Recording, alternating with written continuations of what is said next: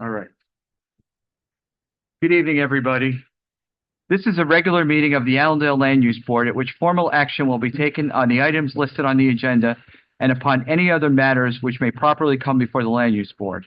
The requirements of the Open Public Meetings Act have been satisfied through posting on the public bulletin board and in the municipal building and in the borough website and by publication in the record on January 13th, 2025, with copies being sent to the Ridgewood News and the Herald News.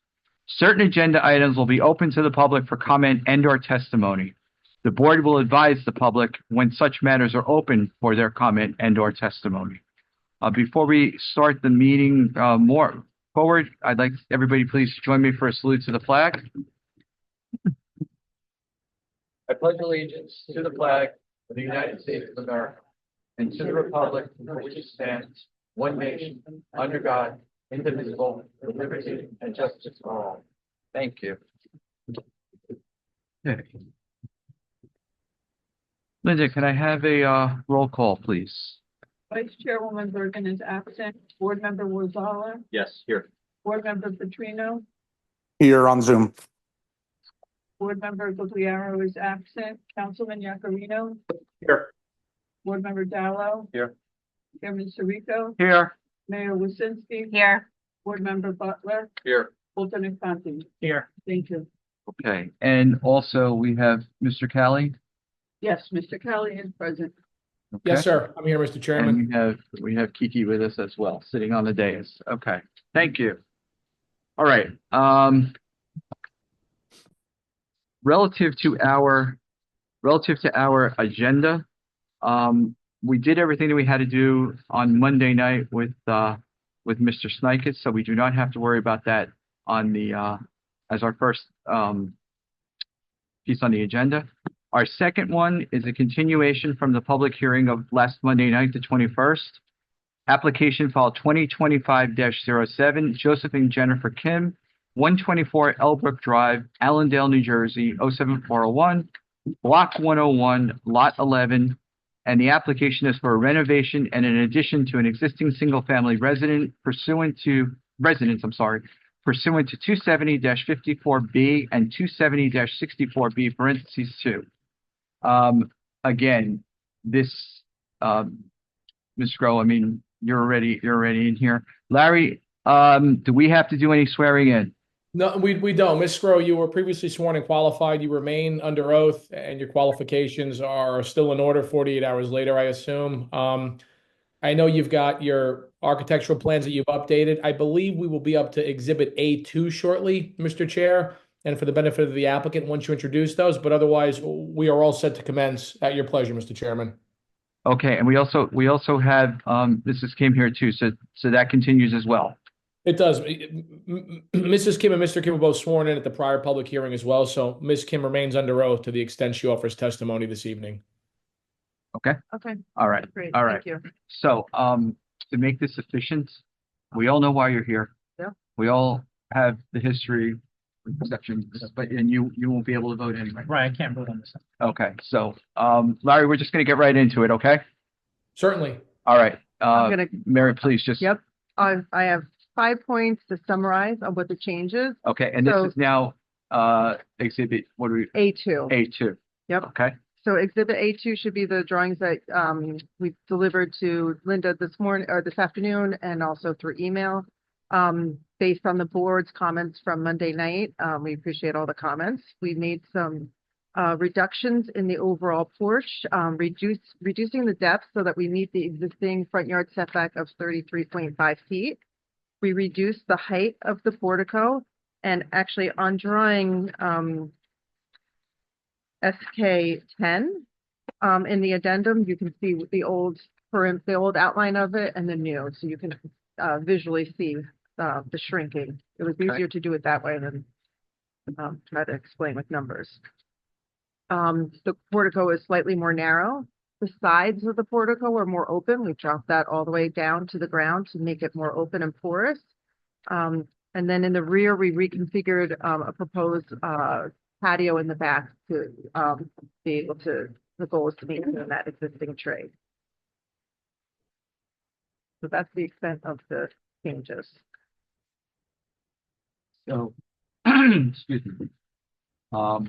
Once again, in summary, the front remains, the front setbacks remain as they current. Correct, correct. Okay. We're not asking for any additional. We're just asking to keep that front step the way it is. Okay. We listened to the board and reduced the mass of that front portico, both in height and openness, and reducing its depth and width as well. And taking into consideration Mrs. Kim's question or comment about the tree, Yes, as long as the tree can be, well, the tree is healthy and should be saved or can be saved. Yeah. And you'll work around it yes. in the back. Perfect. We went out Okay. there and looked at it and had a discussion yesterday about that as well. Okay. The final renderings in that packet also, we went out and noted, we tried to superimpose some of the existing trees in the front.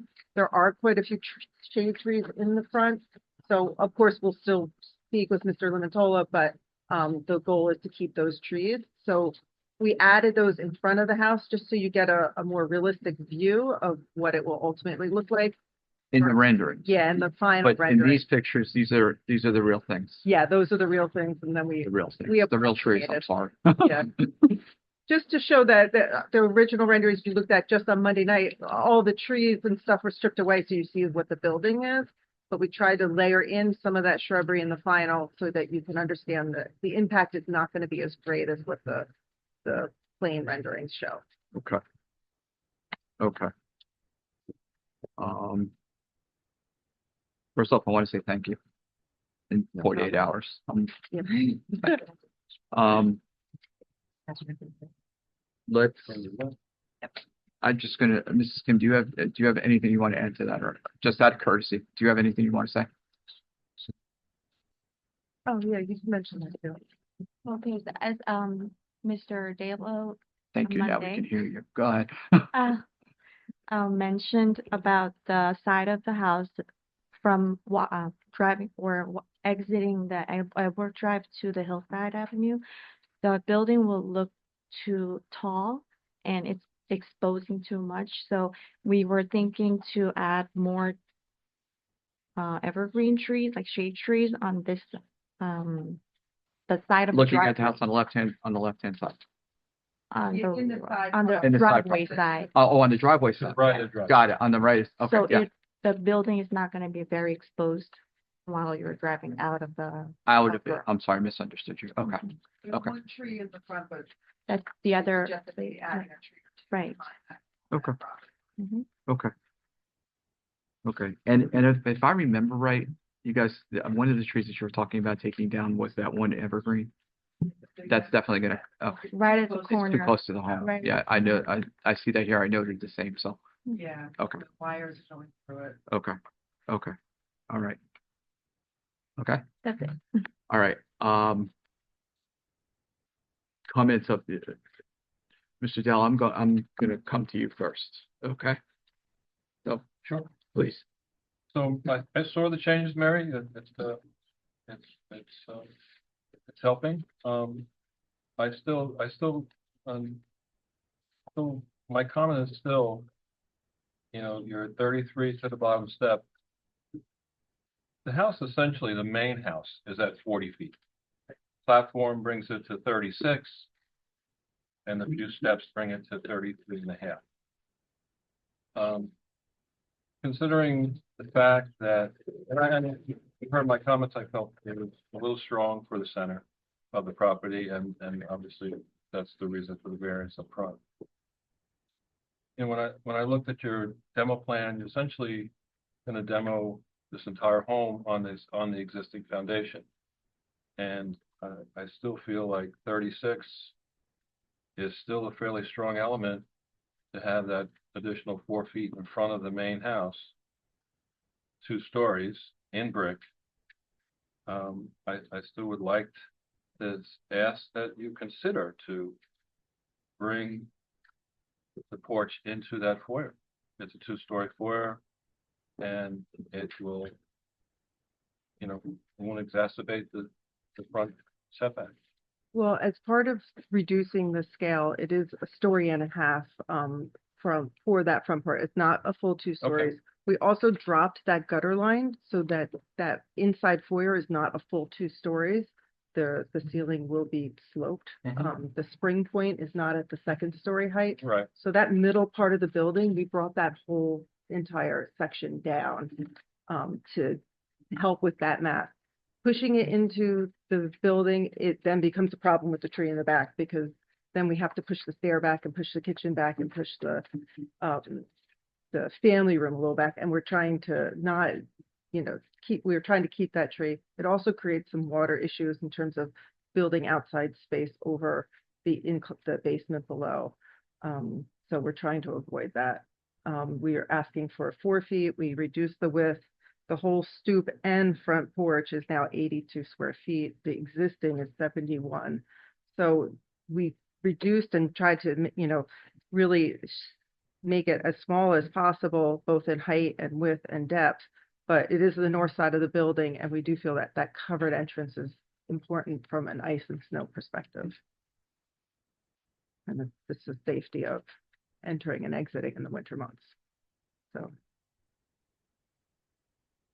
Again, I'm still, I understand your points. I still feel as though 36 to that front of that house, the front of that enclosure at the front door, is a lot. And it's a big enough mass that I think, from the street, you will feel the fact that that face of the building, I'm discounting the steps in some measure, because doesn't feel that way.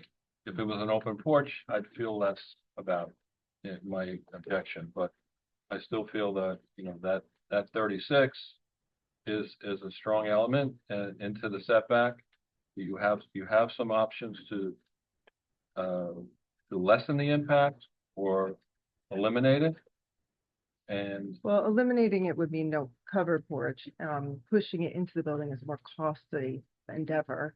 Moving the whole building and all the foundation is also a costly endeavor. And we're trying to, this area all has very similar front yard setbacks. It's not as though we are the closest one to the street. So there are, I do feel like this is in keeping with the neighborhood and it's not detrimental. There are a lot of trees on the shade tree. We tried to show that with the revised renderings that there are trees. This is not a barren, just grass going up to the building. So there will be other things masking that volume.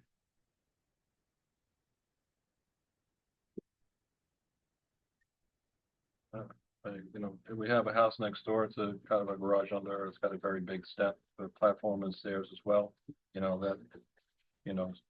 If we start to grant variances, where again, this is a new house essentially, that you have some options to maneuver with. We start here, and then potentially it's the next one, and because we granted here, so we run that risk here too. So those are my objections. Okay.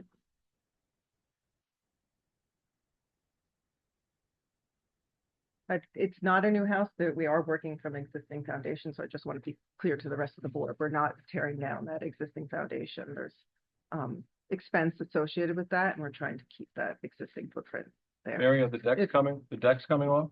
First floor deck coming off? No? No.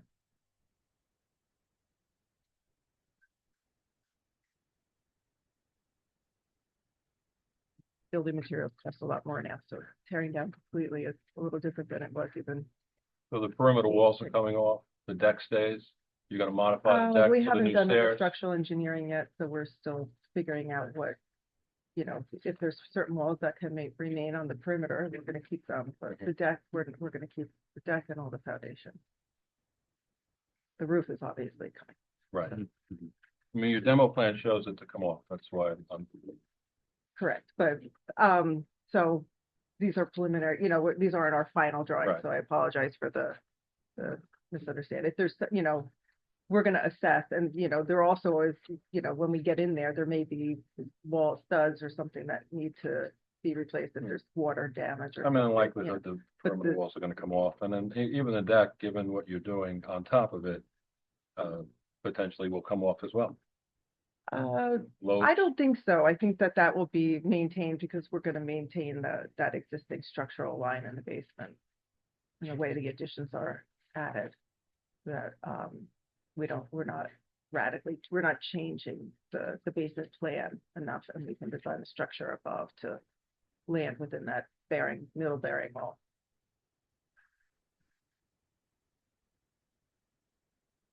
I have no other questions. Any other board members? So, I I- took pride, I'm sorry, Nope. am I good? Yeah, we're gonna let Greg go first, and then whoever that was, That's Frank. Frank, just hang on a sec, okay? No problem. Thank you, sir. Yeah, so I took a ride yesterday up and down the street. I didn't see another house with a similar entranceway or even close. Most of them have some type of roof or coverage of the front step. None of them have walls surrounding that roof. And I think those walls are what make it feel very big on the property. And maybe, I think I heard the other night that it's part of the architectural design that kind of why you did what you did. But the fact that it's so close to the street, it kind of looks out of place. Was kind of my gut take. In terms of the Jason's home, the Elbrook is a horseshoe shape, so when you go around to the other side of the horseshoe, there are two homes that have a two-story, they're taller than this, that have a two-story entrance with the big half-round window. They're On Elbrook or East Elbrook? on Elbrook. Okay. Yeah, so it's on the opposite, if you take the U-turn, you go around, it's on the opposite side of the street, but there's two of them right adjacent to each other, one taller than the other. The smaller one is probably in keeping to where we were when we came. I don't have the dimensions, but relatively, and the other one is definitely larger, a full two-story. The question is, how far are they from the street? I don't know that. Right, so the issue here is if you were completely 40 feet behind or off the street, then it wouldn't be an issue. But right now, you're asking for us for relief to move to 36 or 33 feet. But it's not just the roof or not just the stoop, it's an entire structure. And that's doesn't seem like it fits the neighborhood, at least the 6 or 8 houses that I walked by today.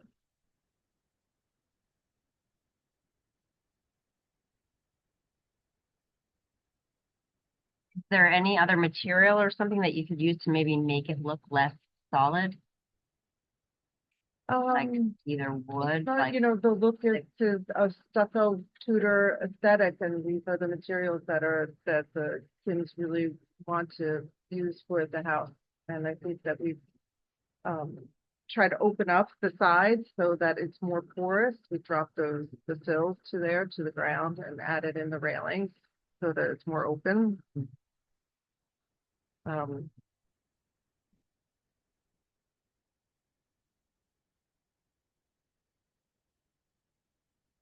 Right, and narrowed up that width. They were, I think, about 4 feet wide, so we narrowed that down.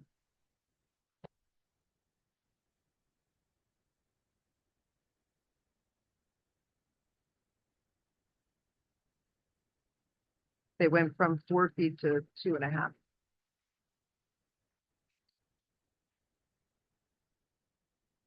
So we did reduce the mass of that front space. When you take the red lines that you had on SK 10. Yeah. That's where it's depicted on SK 10. Yes.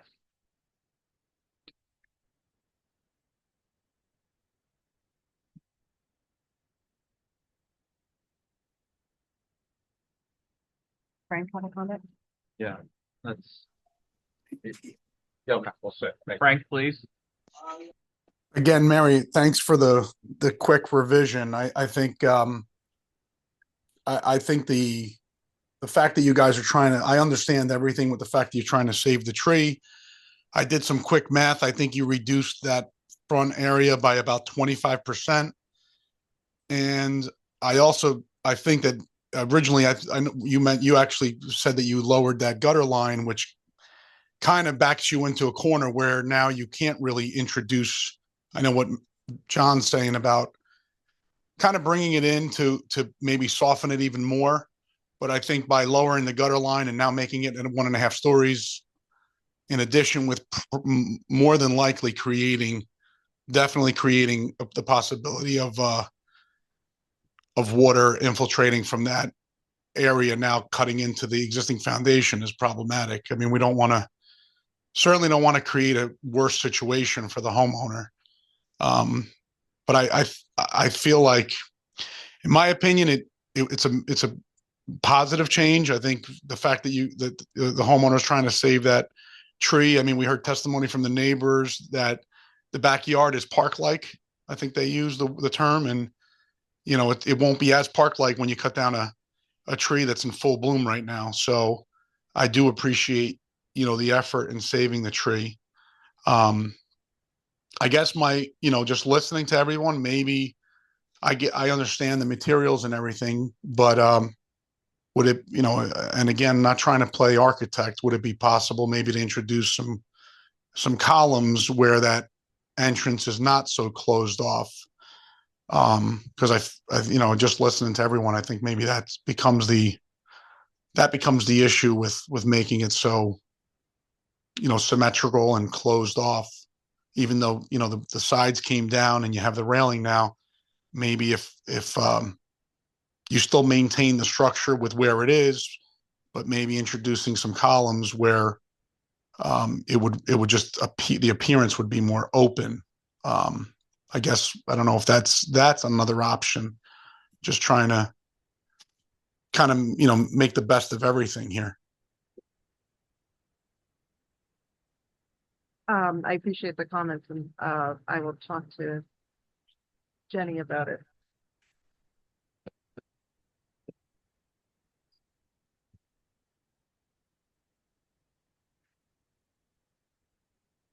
I don't know if I lost you. No, we're here. Yeah, We're here. sorry. I'm sorry. Well, I'm having a sidebar Yeah. conversation. Thank you, Frank. Sorry. We're here.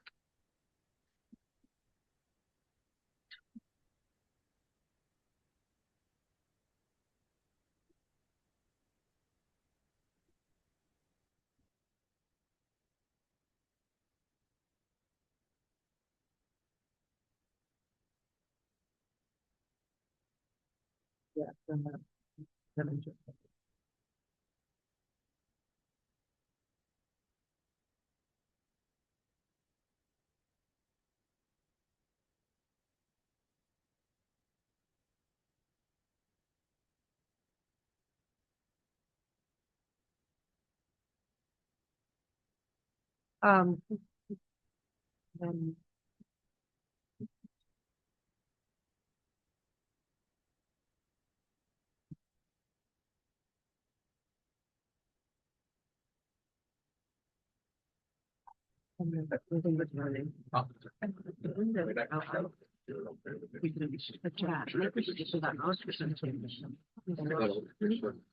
Maybe it's bent up a lot.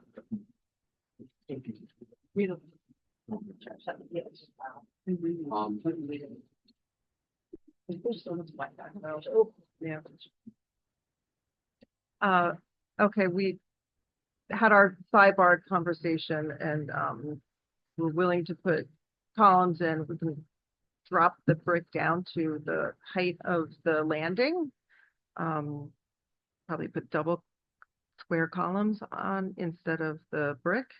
And then above it, it will be millwork, trim work instead of brick. So it'll be even more open than it currently is. Right, the sides will The sides would be way the sides will just be the one column and a railing. Okay. So when coming, you see most of the house from the angle, so. And then you'd have two columns with a space in it on each side. So just to understand what you're thinking, the brick would be as high as Probably as The high as the rail, as the railing. landing, or we may Landing. jump up a little bit, but not the railing height. Not the railing. No. Okay. I would do the landing or a foot above the landing and then a column above that. with the columns, yeah, Okay. And then just all millwork underneath that A. correct. kind of looking It will be painted Almost- millwork, probably in the brown in color that or brown, something. almost you like know. what you have on, I'm looking at SK 17, so something along the lines of the upper right-hand side. Correct. Okay. I don't want to And that would commit to the help time. color, just, That's fair, I want to be able to, but look but- wise, yeah. But Okay. we can commit to taking the brick down, okay. So column and rails. correct? I think that looked nice. All right. Mhm. Frank, any comments on that? No, I think that would probably help, help everything out. Okay. Board members? Good. All right, I still have to open it up very quickly to the public on everything that you've heard and all the changes that were talked about. And if there's none, okay, seeing none, I will bring it back.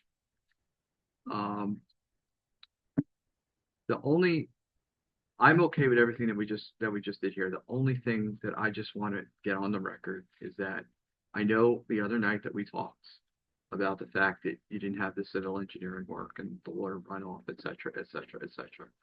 But you did hear a resident downstream, as I'll call it, Yes. concerned about it. Okay, so, it's important to me and generally the way the board works, that you've been before us Yes. multiple times, that is addressed, Yes, it and will. that you go on the record. Yes, that it I would will be go on addressed. it will be addressed. We do have a proposal from an engineer. We will be putting in, we will submit to Mr. Vreeland the stormwater, calculations and everything for site plan approval. Okay, okay. So- And Michael, you're obviously okay with that? 'Cause we- Yeah, Okay. it's not atypical. The board have that addressed as part of the plot plans, road review process. Required, based on what Okay, Yeah, we're gonna exceed that. as long as that's covered and we're not hurting anybody. Absolutely. Neighbor-wise. Yeah, Okay, no, the Kims are aware that, Okay. and they know that that's part of the project. okay. All right, board, Hey, Mary, we spoke, thank you, by the way. We spoke about potentially the bottom of the first step, that 33.5. We had talked about potentially, since you're gonna be doing some work there anyway, potentially, creating a step in the walkway such that we could push that back. That's still an option. It is, but there's a lot of trees and stuff in the front, so if that becomes available when we talk with the civil engineer, I don't want to commit to lessening that. Obviously, less steps would be helpful, but if they can swing it and the civil engineer says that's not a problem and we're not changing the grade too much around the other plantings, then that's a consideration. I don't have that information because we didn't engage the civil engineer. Yeah, I drove by today, So and when we were coming out further, we kind of made an assumption as to how many steps we need, but now that Right. we're pulling it back, we know we can commit to that 33.5. right, And if it can be shorter. yeah, we that will. front walk is relatively flat, once Right. you get up from the driveway. I And think that there probably could be some grading I that think you yeah, can probably it's- get away with it. it's pretty long. Yeah. But in case there's a problem, I don't want to have to come back here and, I don't want to commit to 10 less inches. If it can be in as part of the record as a possibility, that's Yeah. really what we're talking about. you're willing to make that As a yeah. condition possibility? Yeah, can you condition a possibility, like it would be subject to a civil engineering review. Larry, we can do that. I know, right? What problem with that? We could find a way to capture that, yes. Okay. Okay. Greg, do you have? So Lowell, what is process here? What are we doing? I mean, are we gonna see updated plans or are we gonna vote as is? We're gonna vote as is with the conditions of, the changes. We're gonna vote as is with the conditions based on, Okay. okay, I'm comfortable tonight voting with what Mary's put before us and what the applicants agreed to. Okay. Okay, because I think that we could proceed here, unless council advises me differently, but I think we could proceed with the changes as they've just been spoken about And then as well as having the water runoff, the soil work, all of that done, that Michael's comfortable with, all his conditions. And then throwing in there, which Larry already said that he would capture, the possibility or that it would be looked at Right. to add that step Reduce. reduced. Okay. Is that fair? Yeah, we're good. We're good. I Okay. just wasn't sure No, that's what the fair. next step was. Yeah. No, that's fine. That's fine. Larry, I think I captured everything. You did, Mr. Chairman. The one thing I would say is to clarify for the record is Ms. Sgro, what I think you should do is the amendments that you submitted for today, I think you're going to sort of do that again between now and going through resolution compliance. But if you can make those changes before the resolution is adopted, the resolution can reflect that updated plan set date. And then this way, next month, when the board considers the resolution, they're actually going to see on paper what you described tonight.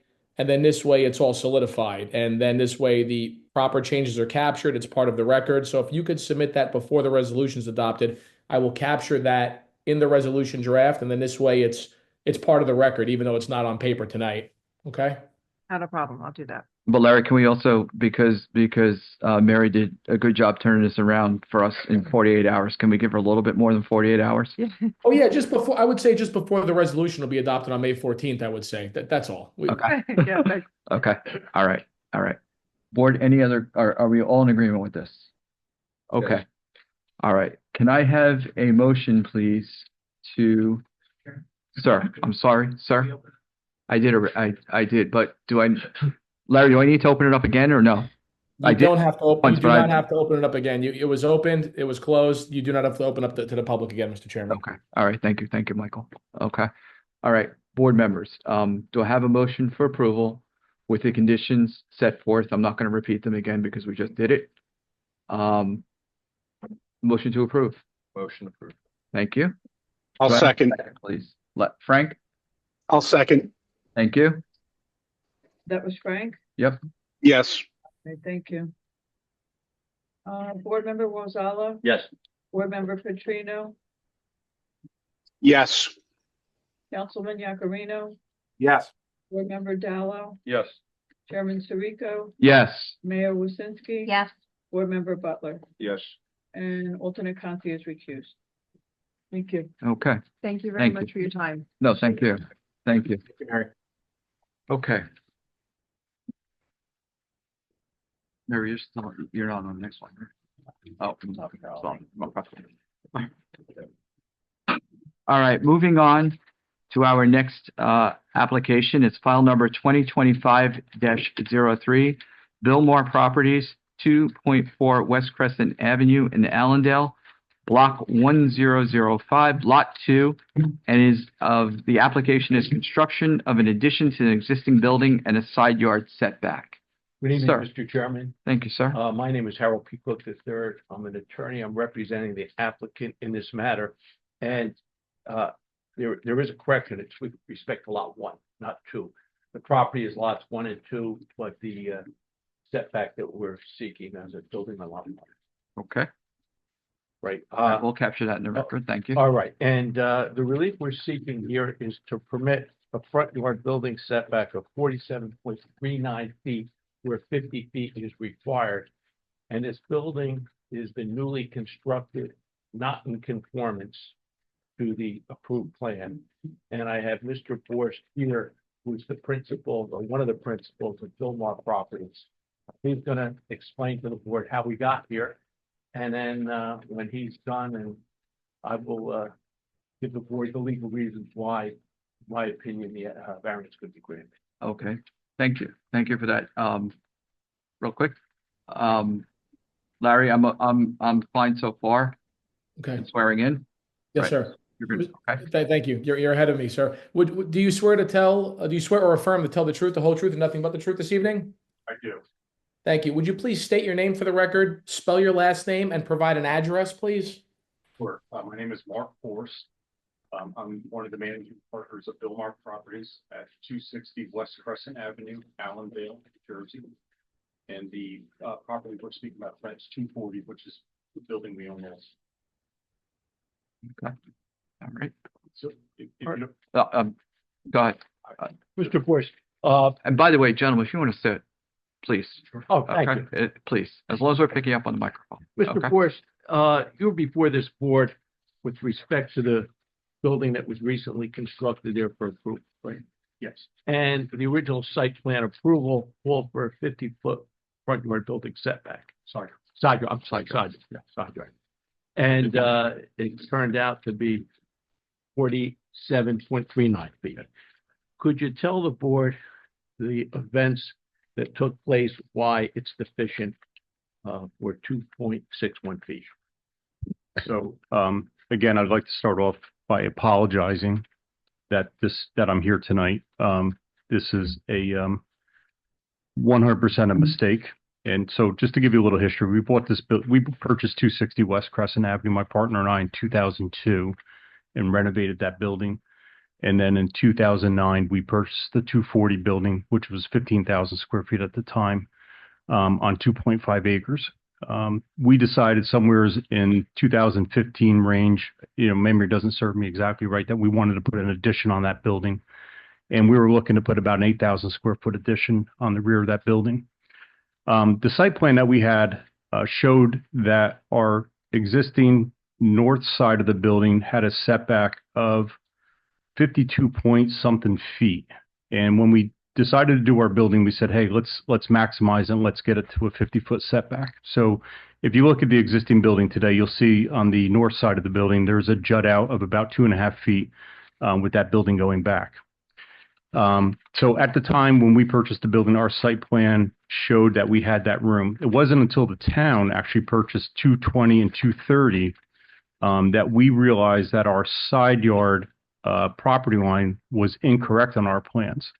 We actually talked with the town's, I don't remember, it was this engineer, site plan person, I don't remember. They asked us if we could give copies of our plans so we could determine where the property line is.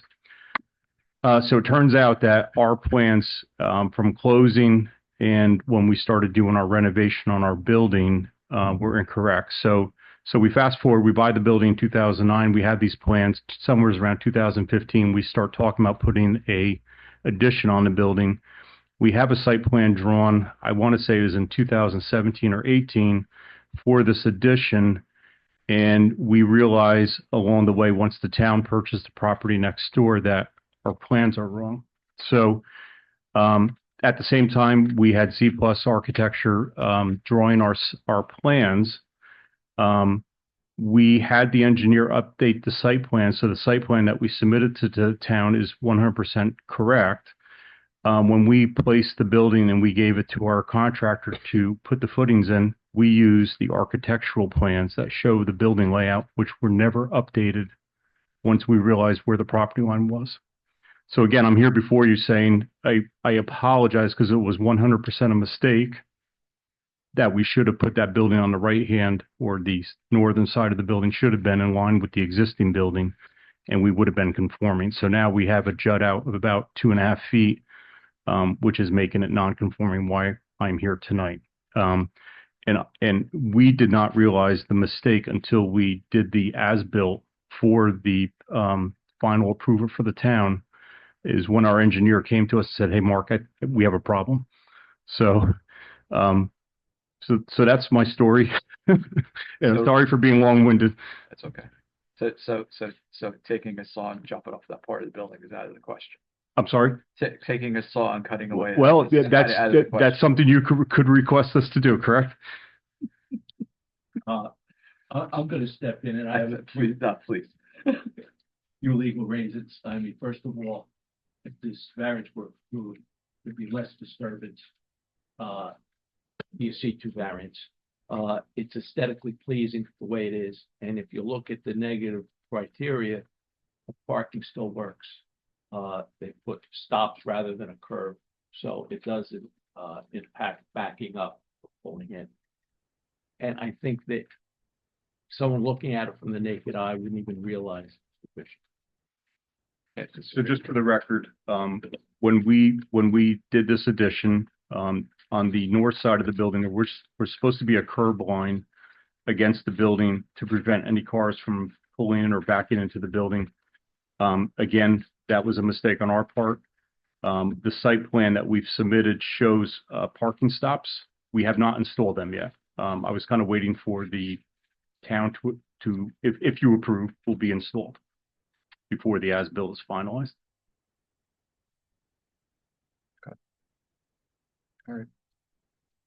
Anything Pretty else? much our case, That- Mr. That's Chairman. it, that's it, okay. I'm gonna look to you first, Michael. Yeah, so this came to our attention, like, Mark indicated, we were trying to get a CO for the building. Condition of the previous approval was that an as-built plan had to be prepared. And, Mark, I guess, had the as-built plan and called the construction office and said, I have a problem. And, you know, so here we are. So he gave us the as-built plan and, you know, we've been out there a couple times. And I don't necessarily think the building presents a problem. I think the way vehicles are parked along that side of the building creates a problem. So there's one issue that was made aware of. So that buffer strip that was going to go along the building, that was going to provide space so that cars aren't parked right up against the doors and the emergency egress. It's an issue with the construction department. So our recommendation would be that the required amount of open space between the front of the parking stalls and the building be provided for that emergency ingress or egress should people have to get out of the building. And what that would require would be those parking spaces to be pulled back a little bit. But if those parking spaces were to be pulled back and that space provided between the end of those spaces in the building, there still would be ample room to have two-way traffic between those parking spaces and the curb, provided there was no cars or vehicles parked parallel with the curb. And I've been out there a number of times and there's been cars or vehicles parked all the way along the curb. And that creates a circulation issue. The lane, it doesn't leave you a wide enough lane to get two vehicles through. You know, it's one thing if it's employee parking, but you know, this is an addition that's leased out. You know, the public goes back there. So if this was to be approved, we would recommend that, you know, that ample space be provided between parking in the building for that emergency egress, that a no parking zone be established along the curb line, so there's no parallel parking there. And there's ample room then to get vehicles past and have vehicles back out of those parking spots. So to be clear, but what's the dimension? What's the dimension between the side of the building and where those bumpers would be? Do you recall what that would be? Is it 4 feet? Well, if the bumpers are at 4 feet, then you have the overhang of the front of the vehicle. Correct. That doesn't give you that, you know, that 4 foot wide zone that you need. A 4 foot wide, okay, that's the, People get out of it. okay. So we're looking You know, at they 6 have to be feet. set back a little bit for women, 4 feet of the overhang. Okay, But, you know, we took a look at a couple of different scenarios. I don't remember the exact dimensions of everything on that side of the building, but it looked like that there was a no parking zone established from there, along parking along the curb line, that all that could be accomplished without having to move the building. okay. Just a thought, and I don't want to hurt anybody by this comment, but in the picture that I'm looking at here with the white vehicle, instead of having the bumper stop, would it help if we were to request a sidewalk to the curb at 4 or 6 feet? 6 feet? You know, that's one option. Another option is to put a bumper in. Oh, yeah, okay, like bollards, okay, That way, you protect the building from vehicles running into it, and then you don't have to worry about the overhang beyond that. Okay. Then those bollards can be set at whatever distance fire marshal, construction code office fires, provide that emergency egress from the building, protect the building from vehicles. I think it would accomplish everything. I'm not a big fan of wheel stops, even though it should become traffic. yeah, I'm not honest here. Yes, bless you. I agree with you, I'm not fond of those either, plus, although from an expense standpoint. I mean, bollards will be more expensive. I think it'll accomplish what it's on. Well, the one thing I would definitely, I would have to put in a condition is that absolutely no parking on that one side. That That's would fine. be, okay, which, Yeah, yeah. Just to clarify, that side of the building is occupied by a baseball training group that doesn't really come in until about 4 o'clock each day. And that side of the building where you saw all the expansive parking, that's all for Bourse Landscape to park cars. So those employees come in at 7 a.m. and they don't leave till about 4:30 in the afternoon. So it's not an in and out traffic all day long. It's in at 7, leaving at 4:30. So I agree wholeheartedly that we should not have people parking along those curb lines. We can stripe that out with yellow striping with no parking. That'd be fine. And if curbing with a sidewalk would be difficult because the doors are at grade. yes, yeah, I saw that now after I but- made that comment. But yeah. bollards or curb stops, whatever you wish, we'll do whatever, as long as you give me the dimensions, how you'd like it, we'll have it drawn up that way. I could agree to that. Yeah, I mean, our preference would be bollards. So then I would just ask if we could get, how far from the building and how many, like how far apart would you want them? I mean, I think that's something that we should probably look at. With the construction. Okay. code, Yeah. I don't want to give Yeah. you any advice that. No, that's- it's gonna be 6 inches. Again, whatever the construction department suggests is Yeah, what again, we'll do, Your willingness to work with our construction of course. to get this done. Okay, thank you. Okay. Michael, you had anything else? So, we did. Let's go through your letter, yeah. Did visit the site, and we did put together a memo. So, I think we, addressed item 4.1, 4.2. 4.3, the back of, the very back of the parking lot is really a pretty parking. There's some parallel, very corner, there was supposed to be a no parking area established. We would ask that be established for the, having straight that. We're a couple of parking stalls on the corner of the building that kind of hang out in the middle of the access aisle that could be included. I think that should be.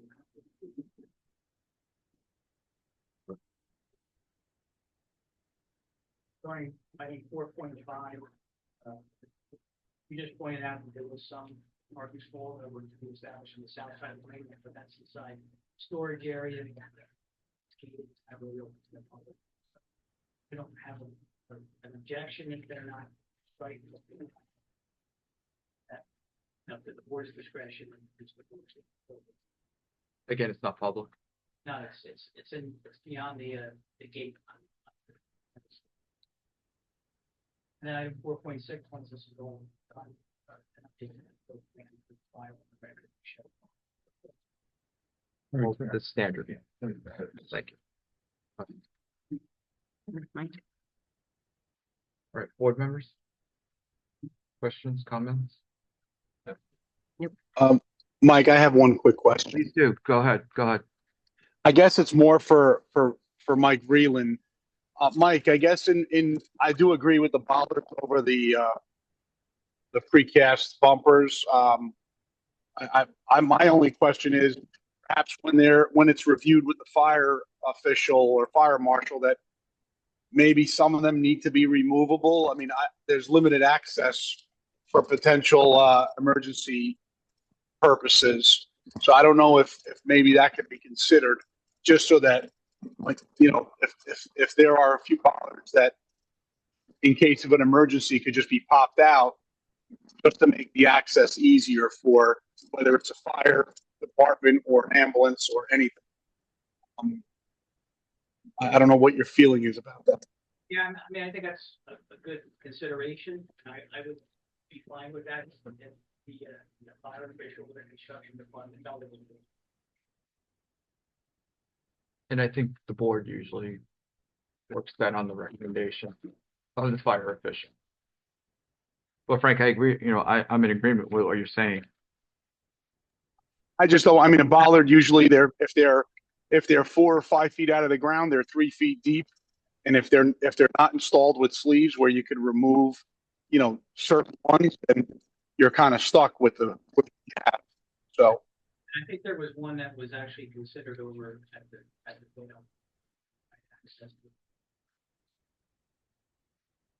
It's a good point, and, I'll have that conversation with the fire official. Make the arrangements for the partner each Wednesday. And you're in agreement. we just have to make sure, that again, if they are removable for emergency purposes, that they're keyed, the keys in the Knox box, so that and in case of an emergency, they'll have access. They'll have the ability to unlock them, because they usually come with a lock, so that key could be in the Knox box, just in case. Okay. All right.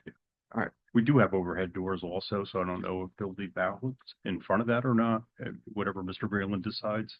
So there will be access into the building. I would think that the ballards wouldn't obstruct if we need to just pop those overhead doors open. Just Whatever information. Okay. No, thank you. Again, the willingness to work Of course. with our people. Okay. Yeah, we've been here a little while, so we want to I stay. think so. You've been before us before, sir. Okay. Anybody on the board? Comments? Mike, I'm sorry, Michael, were you complete? Okay, sorry about that. Okay. And again, I just want to apologize for being here, because what a foolish feeling when your engineer tells you have it in the wrong spot. It's okay. We appreciate you being in the town and the work that you do. Yeah, Thank you. Anybody else? Tyler? Frank, were you done? I'm sorry, I cut you off too. Were you done, Frank? Yeah, I know. That was pretty much. I understand it all. I mean, it's an unfortunate situation. It's kind of, trying to make it the best we can at this point, right? Yep. No comments from me, Michael. Thank you, sir. Tyler? You said you were none from you. Okay. No comments. Thank you. Council? No, nothing here, Mr. Chairman, except for the fact that, council, all the conditions of the prior approval that are not otherwise modified herein will carry forward. Is that agreed? Yes, sir. Okay, great. That's all I have, Mr. Chairman. Okay, thank you. So, the motion is, Council, I need your help a little bit here. I want to make sure I have this right, because I don't want to mess this up. No. So you're essentially approving a standard motion on the application for this site plan, which is, it's amended. It's a modification from the prior approval for an as-built condition that has a delta from what was previously approved. So it'd be a motion to approve the as-built condition as modified tonight by the conditions agreed to on the record. We'll capture that in a draft resolution. We'll share it with council for his review to make sure we captured everything correctly. But otherwise, it'll be a standard motion to approve the application presented to the board this evening, Mr. Chairman, for effectively an as-built condition. Okay, thank you. 47 foot. For 47 foot, 39-foot side yard building setback. with no requirements to do anything, to just add what all the conditions that we then laid out there. That's why I wanted to make sure we had it right. Okay. Thank you. All right. Can I have a motion? I'm sorry. Public portion. Oh yeah, I guess I should. Yeah, thank you. Yes, thank you for the reminder. Opening up to the public for any comments, questions. Okay, seeing none, I'm bringing it back. Thank you. Motion for approval based on the conditions and everything that Mr. Kelly just laid out for us. Make a motion. Thank you, sir. Do I have a second? Second. Thank you. Okay. Vice Chair, Board Member Warzala, Yes. Board Member Petrino, Yes. Councilman Yakarino, Yes. Board Member Dallo, Yes. Chairman Sarika. Yes. Mayor Wusinski. Yes. Board Member Butler, Yes. alternate Conti. Yes. Okay. Thank you. you very much. Thank you. Mayor, thank you very much. Thank you. Thank you. Thank you for your time. Bye.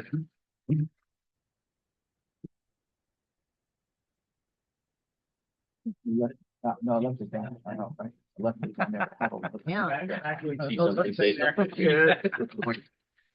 Thank you. Okay. Next application. Applicant file number 2025-04, 20 Cambridge LLC. The address is 20 Cambridge Drive, Allendale, 07401, block 2201, lot 19. It's a second-story addition to an existing residence, a side yard setback pursuant to 270-64, parentheses B, parentheses 2. Evening, sir. Good evening, Mr. Chairman, board members. My name is Michael Lubin, Lubin, Office Assistant Warrendale. I'm going in tonight from Matthew Rogers, who's the attorney at record on this application. Okay. I get a scheduling conflict and he asked me to go in for him. Okay. If I may, by way of a brief opening statement, just tell you what the application is about. And then we'd like to have our architect testify as to the application. A principal in the LLC is here available to testify. Okay. All right, Okay. thank Fair enough. Thank you. So we'll let you start and then we can do the swearing. Larry, we'll do the swearing in after. Yeah, sure. Right now. As soon as Mr. Lubin is done with his proffer and introduction, we'll get his Fair witness enough. qualified. Please. Thank you. Thank you. As you pointed out, the And if you care to property sit, you're more than welcome to sit. I'm sorry. Can I sit? Thank you. As long as we can pick you up on the, slide. we have all the information we need? Okay, good. Thank you, sir. Please. As mentioned, the property is 20 Cambridge Drive. The name of the entity that is the owner of the property is 20 Cambridge Drive LLC. The property is at that location, that address. It's block 2201, lot 19. It's a one-family house with one level. It's in the double A zone. The house at present is fully conforming as to all dimensions, including side yards. The applicant proposes to add a second-story addition to this one-level house with the same building footprint, thereby obviously increasing the floor area. Due to the increase in the floor area, there is under your ordinance a requirement for an increase in the side yard. I think it's your ordinance 270-64 capital D2. The house presently complies with all dimensions. As I said, it has a side yard setback of 24.6 feet on the left or north side. It has a side yard setback of 37.4 feet on the right or south side.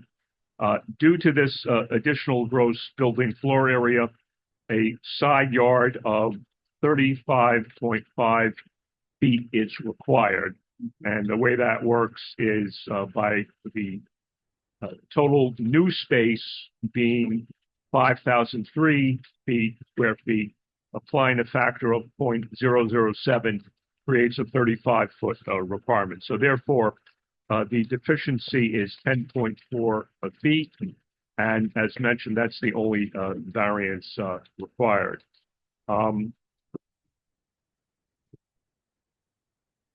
We're going to submit that the application is a subsection C2 variance, known as a flexible C variance, that the proposal will promote a desirable visual environment through creative development techniques and good civic design and arrangement, which is purpose I under the municipal land use law, NJSA 40:55 capital D-70 C2, and that the positives of this application far outweigh any negative created thereby. So with that having been said, I'd like to have our expert architect, Chris Blake, sworn in by counsel. Mr. Blake, would you please raise your right hand, sir? Do you swear or affirm the testimony you're about to provide will be the truth, the whole truth, and nothing but the truth? Yes, I do. Could you please state your name for the record, spell your last name, and provide a business address? Yes, my name is Chris Blake, B-L-A-K-E. Chris Blake, architect at 150 Engle Street in Englewood, New Jersey. If you wouldn't mind, yes, you wouldn't mind, please, certainly. Mr. Blake, you're a registered architect in the state of New Jersey, are you, sir? Yes, I am. And for how long have you held that title? I believe since 1988. you currently maintain any practice or office for the practice of architecture here in New Jersey? Yes, I do. Have you ever testified before the Allendale Zone Land Use Board? I have. It's been a while, probably more than 5 years, but it's been a while, but I have. And many other. Have you testified before any other land use zoning or planning boards, either in Bergen County or the state of New Jersey? Yeah, many all around Bergen County. And you prepared the plans for the subject of this application? Yes, I have. And did I accurately set forth in my opening statement a description of this particular application? Yes, you have. I subject the witness as qualified to testify in your part. I agree. Accepted. Okay. Thank you. Unless there are any board members having questions and qualifications, I'm simply going to ask the witness to, first of all, describe the existing conditions on the property, and after doing that, to talk about what is proposed with the new second-story addition. Okay. Chris? The house currently sits, as we mentioned on lot 19. The property is 33,400 square feet in the AA district, which is more than the required lot area. The existing building has no basement; it's just a slab on grade, and it is a long, narrow building, if you will. So we're continuing that footprint, if you will, and building, like we mentioned, more or less second floor on top of it. We're kind of pushing out a porch in the back and a porch in the front. Little one-story structures. They're both within the setbacks, and our total building coverage is increasing. Well, not building coverage. I'm sorry. Our total building area is increasing. As our building area increases, the side yard setback requirement increases, and we've got ourselves to a position where we need a variance for the side yard setback on one side of the building. We are currently a single-story house. It's a little bit, well, it's in a state of disrepair. It's been there for a while, and it had some merit back in the day, but it's a low-slung, very deep overhangs kind of single-story ranch house. It has a two-car garage. Actually, it was three-car, but somebody created something into it, so it's a two-car garage now with kind of 4 bedrooms, living, breakfast, kitchen, laundry. The mechanical room is also on this floor, again, without a basement, and a kind of a long, narrow, low-slung covered front porch as well. The bedrooms are, some of the bedrooms are 10 by 10, and they're modest to say the least. So the idea was to kind of create a larger living space on the first floor, still having a guest bedroom, and kind of creating more of larger living, larger kitchen, larger gracious spaces than the modest size it is now. That would allow us to put 4 bedrooms upstairs, along with 4 bathrooms and a laundry room. Excuse me, I would just ask you for the record if you're going to refer to any particular sheet of your plans. Yeah. So that both the record will reflect and the board members will be guided to what those plans are. And before doing that, you can just briefly describe the architectural plans that you prepared, how many pages there are, and what those plans about. So I have sheets A1 as well as X1, which is the existing conditions. A2, 3, 4, 5, and I believe you have A6. Maybe not. Actually, we're up to 7. Pardon? We have A7. And A7. Okay. Some of these are not necessarily necessary for the zoning. That's kind of more the construction details. We had, I don't know, getting ahead of myself. So yes, that's the set of drawings. The set that you're, just to be clear, the set that you're referring to is exactly what the board has. Yes, my drawings are exactly what you have, and I'm just using them as my reference. Okay. So I was mentioning the existing first floor, and that's the existing X1 sheet. And the A2 and A3 show the first and second floors, again, kind of showing the larger living spaces on the first floor and showing the 4 bedrooms and 4 bathrooms with a small laundry room on the second floor. What we've done on the second floor is even tried to step back, if you will, the side of the house where the side yard variance, the side yard setback is occurring. We're trying to pay attention to our neighbors and not build as close as we could with the second story. The first story still throws us into the variance of the setback, so it's not like we're resolving the setback, but we are making the addition more compatible to the site plan and try to work around that. And answer your question here, even if you were to set back to some degree the second story, by virtue of the increase in floor space, you'd still need the variance on the side of it, correct? The zoning officer tells me that's correct. The zoning officer tells me that our first floor is not in a variance as of now because we don't have too much square footage to push us over. Once we have more square footage, we are creating a variance on the first floor by creating a larger setback. Okay, one other question to clarify. By virtue of adding the second floor addition, you are not decreasing the side yard on either side as it currently exists. Is that correct? That's correct. In other words, you're building over the existing footprint. Right. And the other sheets of the drawings, like I said, 4 and 5 at least show the exterior elevations of the house. It shows that we're creating a more, I don't know, contemporary house, if you will, or more house that's fitting within the neighborhood. Again, the house right now, besides being in disrepair, is a low slung, kind of a black, kind of detailing organized, low 1-story ranch house. This property is situated, the front door on the main floor of the house is situated lower than the street level. So besides being a low house, it's even lower down the hill. So I think having a second floor and obviously a nice sloped roof will kind of create a nice feel and a nice character of a house that belongs in the neighborhood. What we're doing is we're proposing a house that doesn't exceed the rear yard, front yard, or other side yard setbacks. We are conforming with the lot coverage, conforming with the floor area ratio of building coverage, I should say, as well as the impervious coverage. So we're conforming with all the other, and the heights, building height. So we're conforming with all the other zoning requirements, and the side yard setback, again, is noted as kind of the situation where the building size is creating a larger setback, and therefore we have an existing non-conforming side yard setback. Sir, in your opinion, would what you have described in terms of the architectural alterations and additions to the house, would that promote a desirable visual environment to create a development that meets the same simple design arrangement?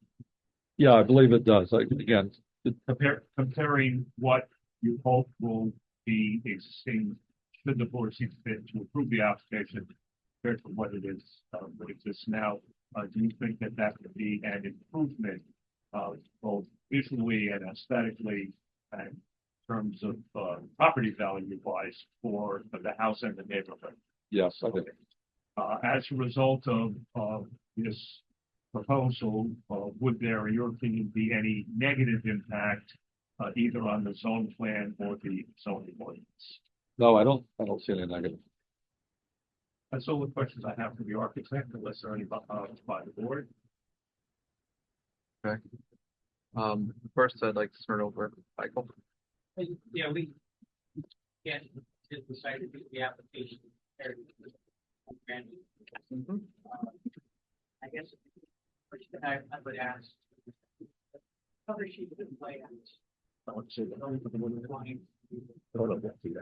Setbacks. I think they correctly have noted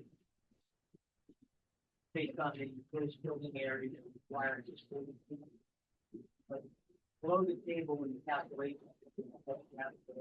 Yeah. So which when they have the 35, that's the gross building area is 58 and after the stuff like 5,000. Information in the zoning.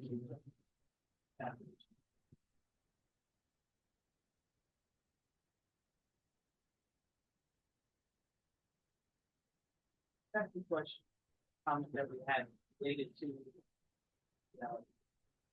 Indicated rear yard setback. So in this particular case, because it's covered patio with the roof attached to the building. The rear yard to be measured from the patio. It wasn't clear whether that building distance on the plan was the shortest distance to the rear property line or was it something a little bit less than that over time. We think in either event, it meets the setback requirement, just for clarification of the rate information. Okay. Council, you agree? Make those mods. All right, some modification to the drawings. Michael? Yeah. Okay. I mean, we just looking at it real quick, the setback is not back up. Scaling it all. In other words, that 83.8 feet, is that what you're talking about? Yeah, we think it's more close to 70 feet.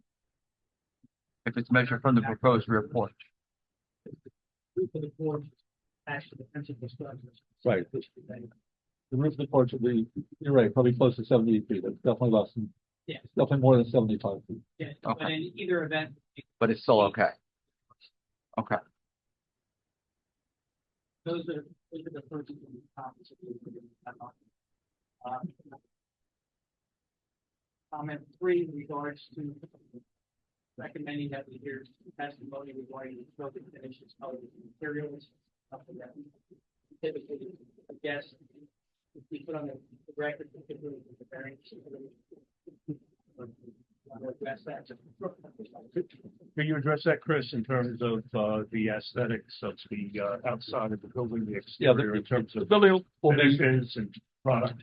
right, the building will be pretty much typical construction, you know, a nicer neighborhood, a nicer, new construction like this will be a cement board, a cement party plank kind of, siding, and there'll be some white millwork, kind of AZEK trim. We'll probably have some lower stone veneer, which kind of indicated on the wings.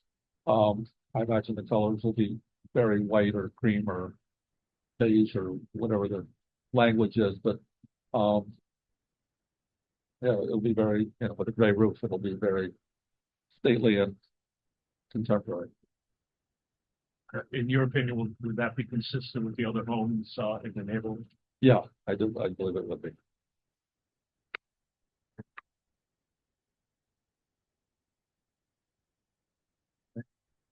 Item 4.4 relates to exterior lighting and mechanical equipment. Consideration for the exterior lighting. Yeah, there definitely will be some nice exterior lighting and the mechanical equipment as well. I realize that the air conditioners aren't shown here. They'll probably be more on the southern rear part of the yard and within the setbacks. Again, I don't think any of these things will trigger any, well, I know they won't trigger any variances and they won't even trigger any excessive coverages. The exterior lighting, I'm sure we'll have, you know, lights on the building itself, and there'll probably be a lamp post and a couple landscaping lights as well. At this point, there's no. Is there? Thought about putting any kind of floodlights or any lights. No, that definitely wouldn't be, you know, All down. leaking into the neighbor's property or anything like that, no. What about anything in the covered porch? Pardon? Anything in the covered porch? Oh, sure, there would definitely be lighting there as well. Probably from the ceiling, down. maybe most likely, what do you call it, surface mounted or pendant. Okay. Michael, I'm comfortable with that here. We have a capture. Okay. I don't know if they thought about tree removal, proposed landscaping. It needs to be say what the tree that we alteration. Again, we're looking at this without any kind of landscape. I understand, we really haven't gotten that far. I you know, can speak for the clients or the owner, whatever you want to call them. They do wonderful landscaping. They always make these things look really beautiful. It has, no, it has something there. It's not barren. It's not naked. Obviously the rear is a lot of the most wooded areas, so that'll kind of maintain the way it is. But the front will be upgraded, so more today's standards with the decorative shrubs. You know, a couple flowering trees or something like that on the front yard. What about tree removal? Tree removal itself, though. Thank you, please, counsel. I It's apologize. hard to Yes, hear each other, so. yes, please do. Go ahead, Ed. You know where I was going. Apologies for interrupting. I apologize for interrupting. Okay. Yeah, please. Do you contemplate any tree removal? Nothing substantial. It's definitely not required because we're not changing the footprint of the building, so it's not, there's not really any big trees hanging over the property that I remember. If I may make a suggestion, if the board sees fit to approve this application, I think, I haven't asked them yet, but I think, my client would agree to a condition that amended plans be submitted showing appropriate lighting and landscaping, so that, your borough officials can look at that and approve it if necessary. We definitely would need that. Yes, I have authority for that. Okay, yeah, we definitely would need that. Thank you. But we're sensitive to trees being cut down. Is there a tree removal ordinance in town where you have to, if you remove one, you have to replace or anything like that? Or- I'll let you guys.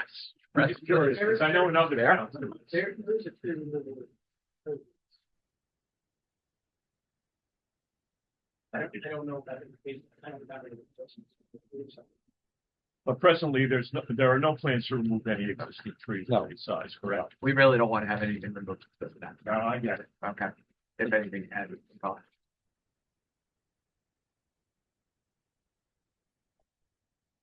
Four point six. Again, a topic that based on many of the applications where there are significant improvements to be made, where the utility connection will be investigated. Prepared and necessary prior to reuse. Well, specifically about the sewer lateral being heating standard. Where it is necessary, the water service. Upgraded in, the water service would be put in with the other. Right. You have no problem with that? No problem with that. And the last comment, if the board approves the application, we're recommending that the soil and the plot plan be prepared. Talks about the grading of the property that will include landscaping. We do point out that the work is located in the back, so there'll have to be confirmation that whatever work is done. Plans with what happens again. Take a look at that. Final comment would be that, we recommend that have it. Sure. Yeah, let's see, Sure. next comments. Here's an encroachment line that's depicted on A1. You know, we've had some recent work on this. Yeah, so. Those are the stream close to the river. They've basically been replaced by flood hazard regulations. Flood hazard area regulations to regulate. Establishing flood hazard design elevation. Also regulating certain activities in the riparian zone, which is a strip of area along Brooks. That's why, you know, we mentioned those regulations. Stream on the property? Comment regarding the plot plan. And it's prepared, so that's gonna show topographic information. It prepares that, determine whether, there'll be any regulating areas impacted. Appreciate it.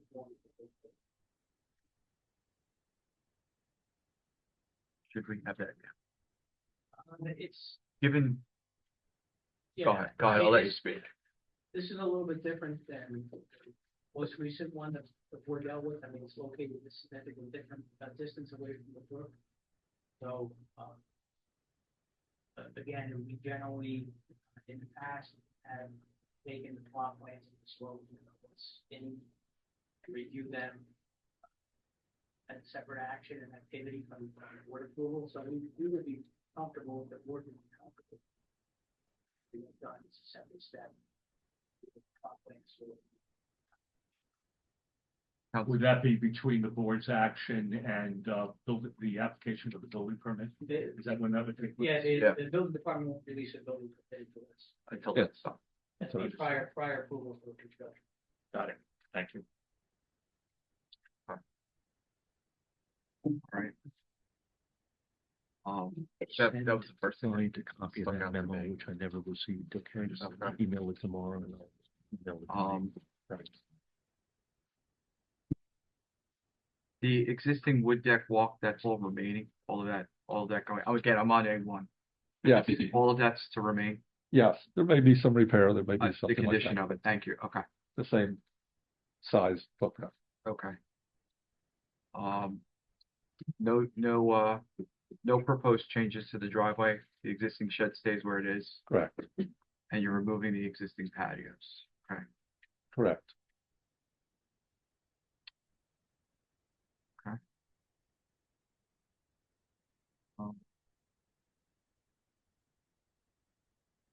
Michael, you were done, you said, Michael? I don't have any. Okay, thank you. Board? Chairman, I have a few questions. Okay, I'll let Frank go first. Yeah, go ahead. Go ahead, Frank. So, I know you testified that there are no changes to the driveway, but is considering that the driveway or the garages are to the, I guess, the south side of the home, is there any reason why you would maintain both curb cuts? Because it would give you an opportunity to have some more lawn area, and we are promoting shade trees at this point be hopefully installed in these newer constructions. So what is your feeling about possibly eliminating the northerly curb cut? I guess I'd have to default that to my client. We didn't talk at length about the driveway, but the intention was that it would remain. I'm sure it's convenient. The front door is not exactly next to the garage. You hate to have all your guests and visitors parked by the garage, lap all the way to the front door, so to speak. Oh, I mean, they wouldn't be parked. I mean, again, it would be with the character in the neighborhood. There are a limited amount of duplicate curb cuts. It wouldn't be any different than most of the homes in town where if they're not welcome to park in the driveway, they would park right in the street. And again, it's a pretty large driveway. And I don't know why, if there's really a necessity for that second curb cut.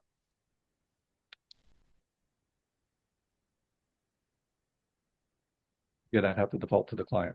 It's certainly something which would be taken under consideration. Do you have any thoughts about that? Have authority to say the client will eliminate that curb cut as suggested by the board member. Okay.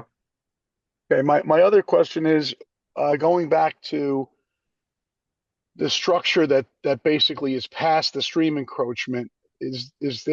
How close is that to the top of the stream bank? Does that line on the back side of the property represent the stream bank, or is that just there's no text there that gives us any dimensions or identification of what that line represents? Do you guys know what that line is, or if that's the top of the stream? By best indication of the I will call it a sloppy survey, it would seem to intend that it is the top of the stream. The stream, or brook as it's called, is always been dry, pretty dry when I'm there, so it doesn't. I wouldn't say that's the water line, but obviously I'm sure that varies over the course of the years. And the wood deck, it seems to have been there for quite a while, and it doesn't seem to have, floated away yet. So the intention was just to leave it well enough alone. I guess my concern is just, after this is done, the expansion of whatever happens within that stream encroachment. Again, with respect to the deck, maybe getting redone, getting a little bigger, not something necessarily that would trigger your client to come back to us, but, you know, I guess my concern is within that, since it's encroaching in that area already, and then that stream encroachment line seems like it's very close to the northwest corner of the house. You know, we've experienced a substantial amount of flooding recently in town, and I just, you know, these things happen to change, and we're presented every month with one of our excellent professionals who's doing these hazard vulnerability studies, and it just triggers that in my head when I look at this plan, albeit it's not the same as the one we previously had before us, but it does concern me that, again, there's no dimension where the corner of the house is to the stream encroachment. It's kind of very vague. You guys painted the picture that it's there, but we don't know much about anything else.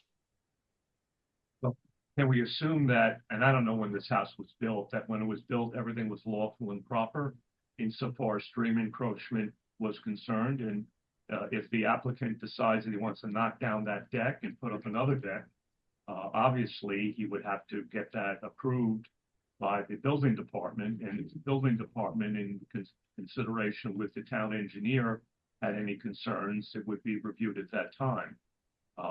You know, it's not really part of this particular application. Nothing is going to change insofar as that condition now exists. And if there is going to be a change, it is something that would be subject to review.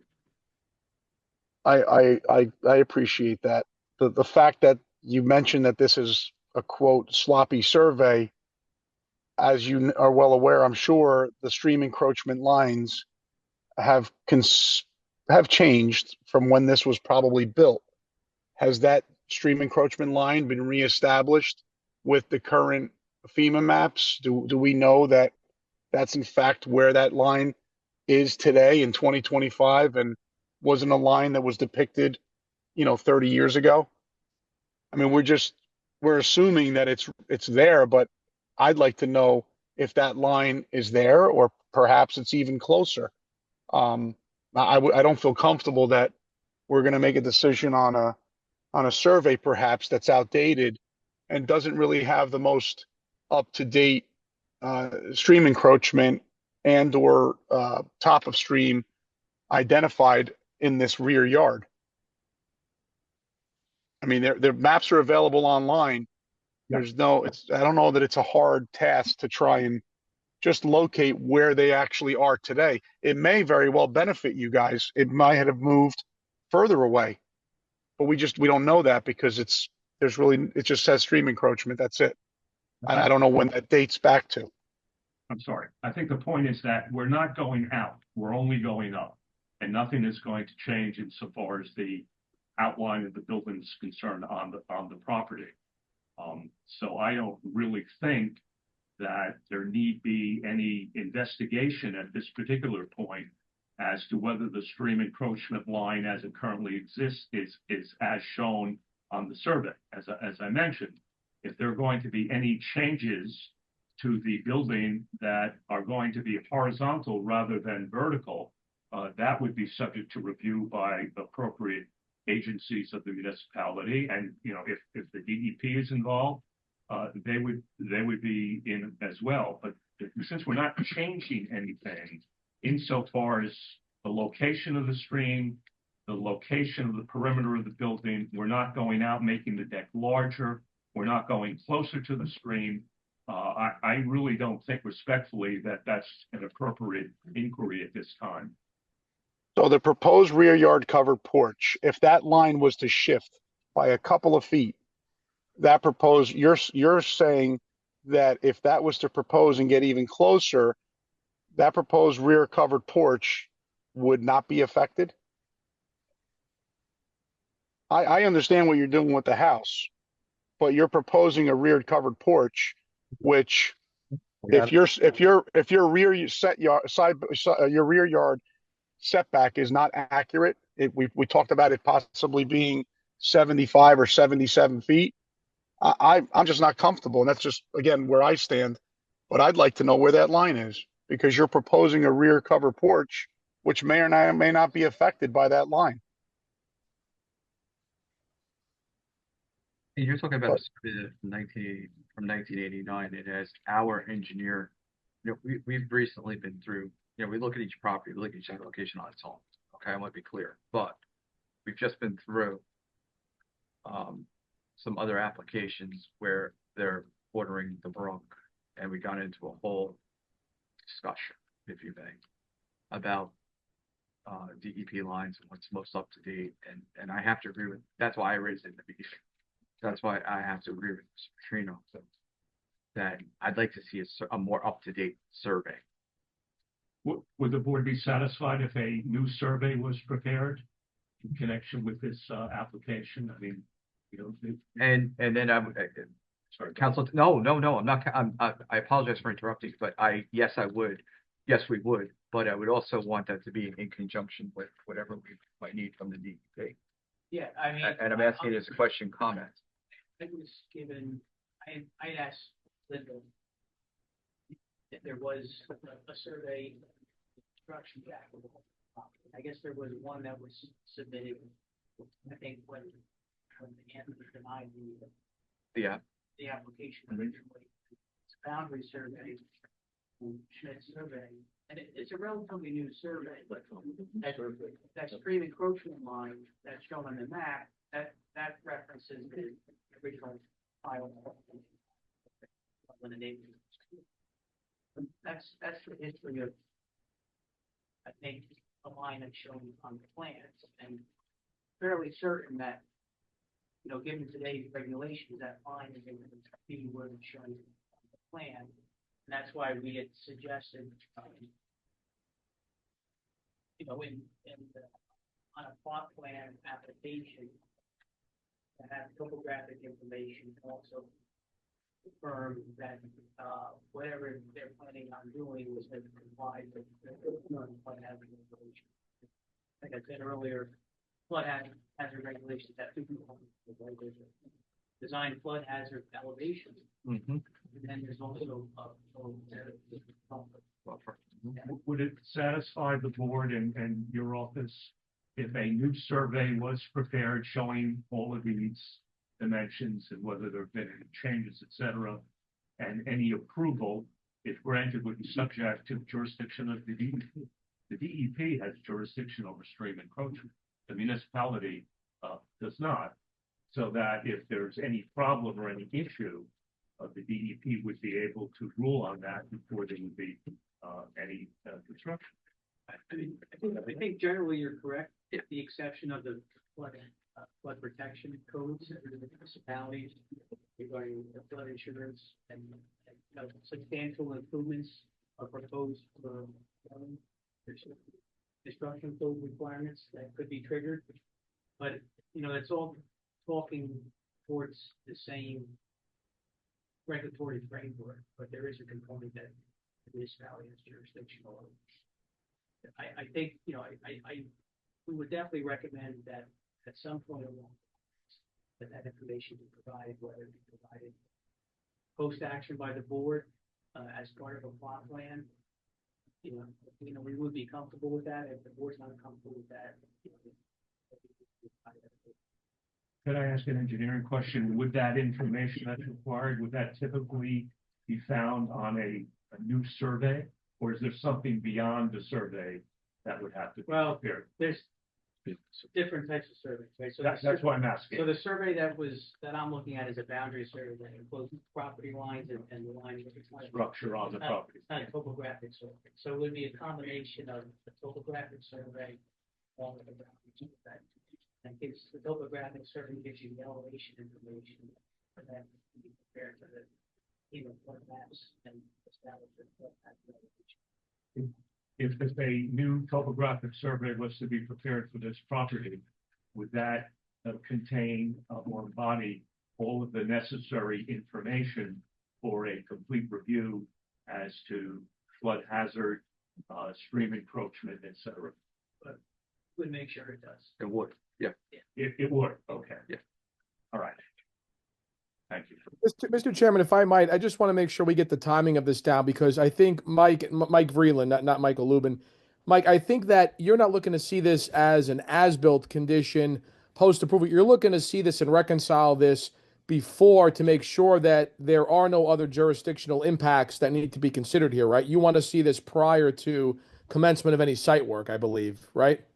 Correct. This would be if it was to be approved, it would be a condition of approval, and the Right. office would not issue any zoning or construction permits.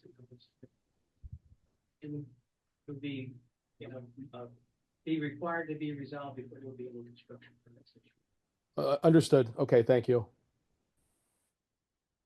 Then is the board comfortable looking at this further without that information? I am not, Chairman. Now, hearing Mr. Petrino's comments, that's where I'm at right now. Because I want more information. I want to, especially again, I want more, more. I don't have a landscape thing here. You made it, Mr. Blake. You made a comment that the front door is sunk down or whatever comment it was. Okay, but I only know it from seeing the pictures from driving by the property, but I don't know what those dimensions are. And again, not having a basement. I understand. I was under the assumption that we were talking about adding the second floor and that we were talking about zoning, which has certain setback requirements and coverages and things like that. We obviously completely intend to comply with engineering, the building department, the fire department, the plumbing official, the electrical official. We obviously intend to comply with all those rules as I'm used to as we go on. But obviously, if the board is concerned, we can review all these things in detail. Yeah, I'll let other board members speak. Myself, we've heard. I'm looking for more information to be able to make a decision. Okay. Okay. My goal is not to stretch this thing out there, but I don't think we can do it. Okay. Board members, please weigh in. I agree with Frank. We need a more of a picture with site plan. Can you repeat that? I can't hear you good. I agree with Frank. We need a site plan to have a better picture of site elevations and with some detailed information. If I may respectfully, the municipal land use law does not require a site plan on a one-family house. Certainly, you're entitled to additional detail and information to make an intelligent decision, but you're not entitled to a site plan. That's right. Yeah, you're statutorily exempt as a single and two family under Title 40. That's right. I think maybe they're characterizing it a little incorrectly as a site plan. We're talking more of a variance plan. We're talking more of, like Mr. Vreeland said, which is the survey sort of on steroids, right? It's got the topographic information. It's got the update. It's not quite an ALTA. It's not quite a boundary survey. It's somewhere in between, and we can call it a variance plan, I suppose, Mike. But I agree. You're right. There is no such thing as a site plan for single-family residential projects. Let me suggest that if the board does not have a comfort level tonight to act on this application, because there's more information that you need, would it be possible to carry it or continue it to another hearing, at which time, before that hearing, additional information is provided? Rather than have it turned down because you don't have the information that you require. I mean, frankly, when I came in on this, and I came in, just to fill into another attorney, it seemed like a simple case. It's just one slight side yard variance. Now, I was not familiar with the property, the history of the property, town, so forth and so on. So I do understand that other information may be required. I mean, honestly, I didn't even know there was a stream in the back of the property because I looked at it from the street, but I didn't walk the property. So, that would be my suggestion, that rather than for this to be denied, to carry. Because if it would be denied, then question would be, well, was it proper to deny it based on the variance? Because that's really what it's applied to. Council, I mean, you know what I'm about to say, so I can say it. I want to carry it. But Larry? That I think to do for both sides of the table here. I think the applicant's looking to work with the board and provide the added detail. I think the board is being prudent in their review and consideration. So I think it's a carry. I don't think this is worth pushing to a vote tonight by either side. I think this moves forward with more details another day, and it's just a matter of the lead time that the applicant thinks they need to provide that, and then we can get them back in the room as soon as they're ready and we've got room on the agenda.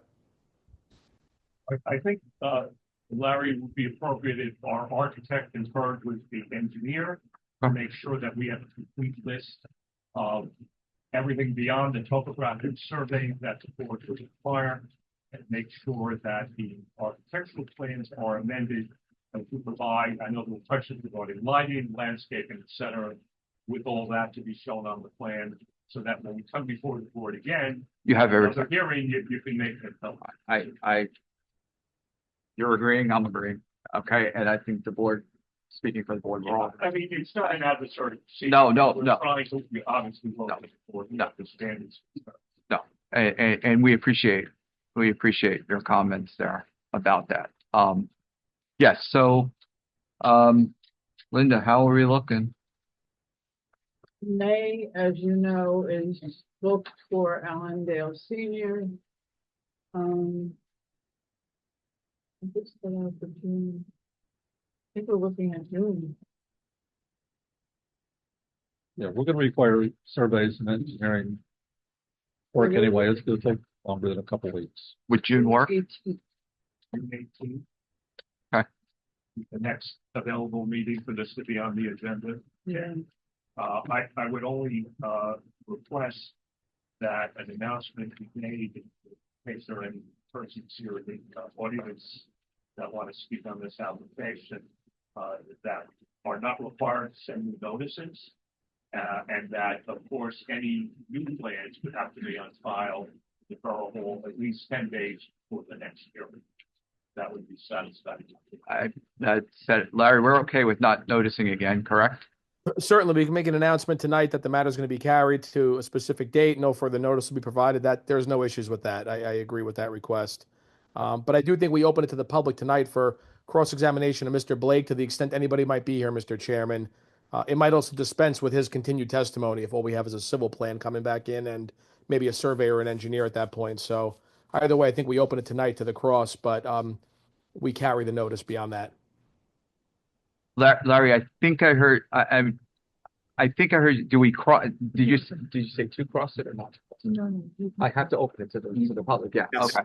Yes. So I'm gonna open it to the public, all right? Anybody have any questions of this witness and any testimony? Okay. Seeing none, I bring it back. Okay.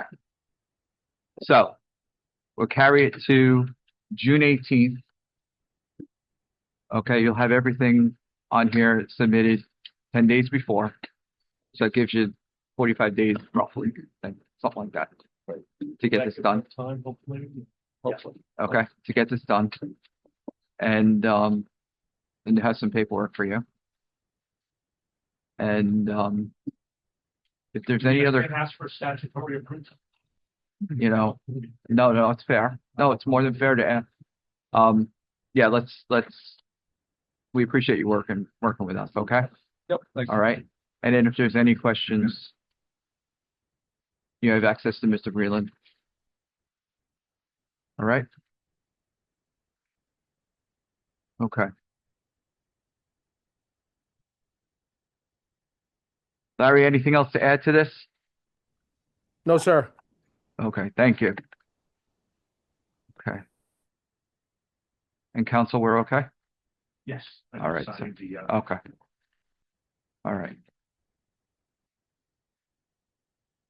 Okay, thank you All very right. much, board members. Thank you. Appreciate Thank it. you very much. Thank you for your time. Thank you. Okay. All right. But there's, oh, yeah, definitely.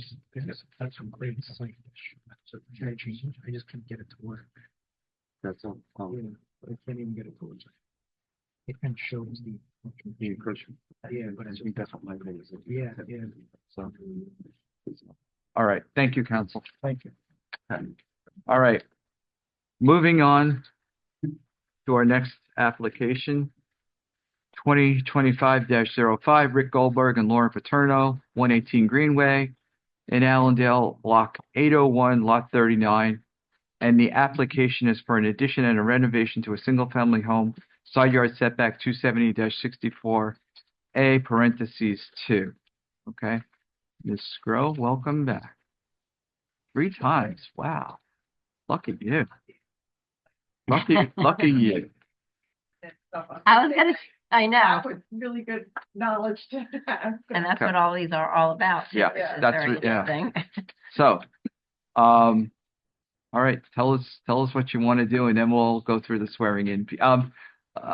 Council, I'm okay. I mean, we've seen Ms. Scrow like 3 times in the last 48 hours, so. That's fine. We'll take notice that her qualifications remain current and in good order. She's already testified tonight and been qualified. We'll just have to swear you in for purpose of this application, Ms. Scrow, for this record, if you don't mind, please. So if you would raise your right hand. Do you swear or affirm the testimony you're about to provide will be the truth, the whole truth, and nothing but the truth? I do. Your name for the record? Mary Scrow, Z Plus Architects, 240 West Crescent Avenue, Allendale. Thank you. You've already been accepted as qualified as a licensed architect, Ms. Scrow, so please proceed. Great, thank you. Larry, we have the applicant here as well.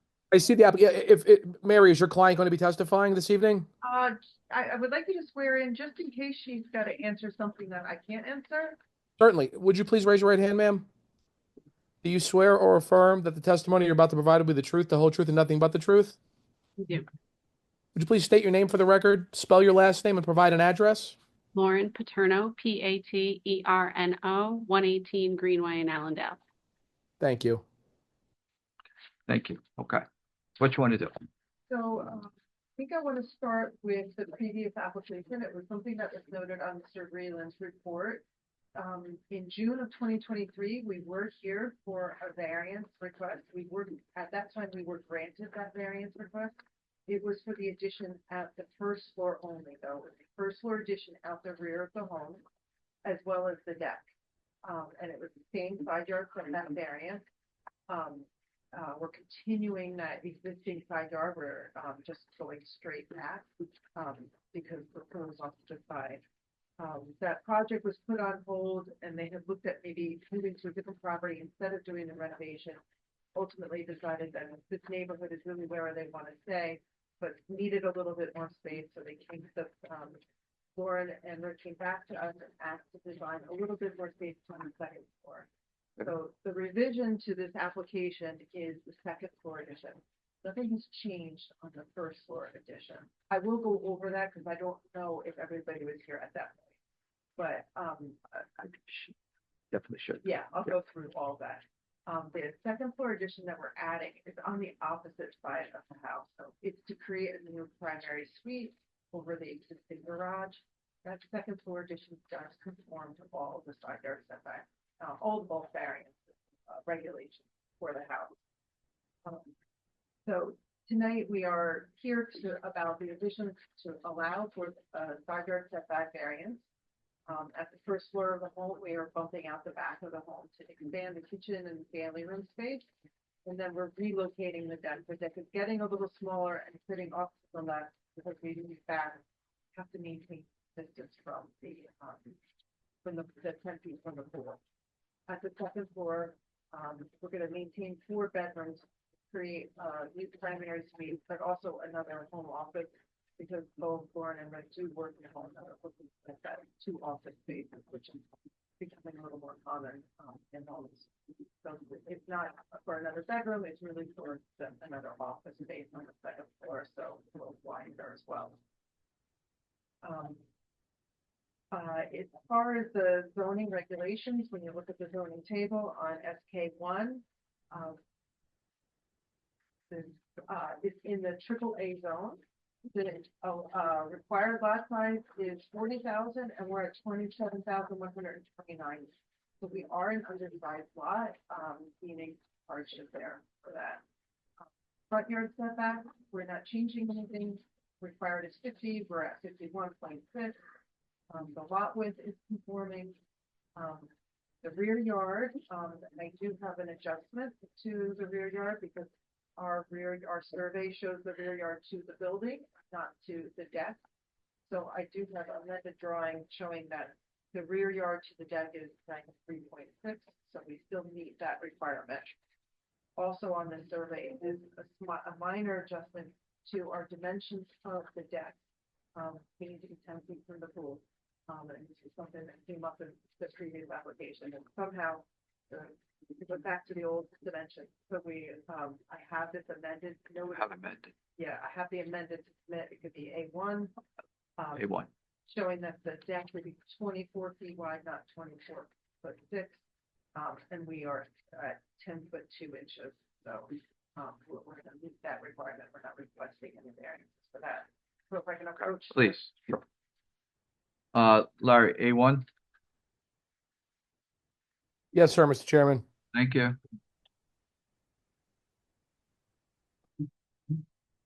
The change dimensions are bubbled, so you can figure out where it is. Thank you. Well, Yeah. here you go.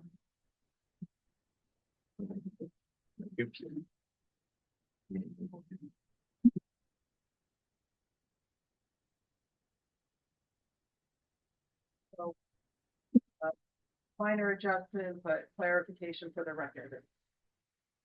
That's good. Okay.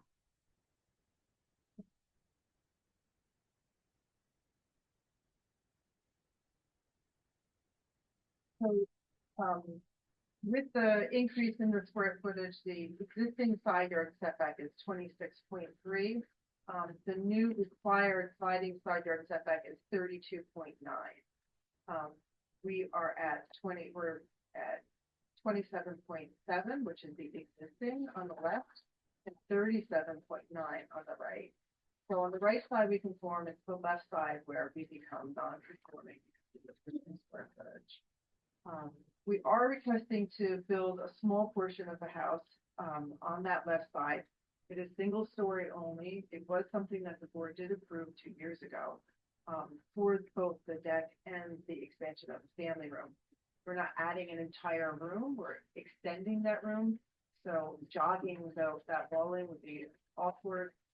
It is in keeping with we're not exacerbating the situation. We're keeping in that same line. And if you look at the adjacent properties, they all have very similar side yard setbacks. So in this community is very, it won't be an anomaly. Okay.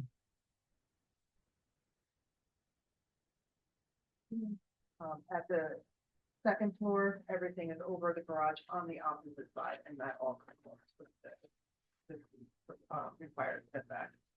So it's really just those couple of feet on that left side, and we're requesting that we can build straight back. As hardship was undersized lot, this is a pre-existing condition. We're not encroaching any further into that side yard setback. It creates a visual continuity in the space, and it will have minimal impact. Similar neighbors, when we look at the house-to-house dimensions, have side yard setbacks of 27.3, 24.1 is what I kind of calculated. So it is in keeping with the neighborhood. It's a very helpful visual that you put on all your plans. Oh, good. Yeah, it really is. Wow. Yeah, Okay. I like Yeah. that. Yeah, so, I figure, especially in this case, it just shows. that Yeah. this is consistent. Yep. This is what, that don't fall for at the time of construction. When this road is developed. So it should not create any adverse effect to the neighborhood. As far as building materials, while we have not decided on the color, hence no color rendering tonight, we will be putting new hardy board on there, updating the windows, and that sort of thing. So we know that it will be, the whole facade will be upgraded with new materials of hardy board. To address Mr. Vreeland's letter, 4.1, we discussed the previous approval. This was just the first floor. And we addressed the distance to the rear, from the rear deck to the property, to the rear property line, which is at 93.6. Building finishes will be hardy, asphalt roof shingles, and some accents of aluminum, standing in aluminum. And did you say that was going to be for the entire building or just? Yes, the entire building.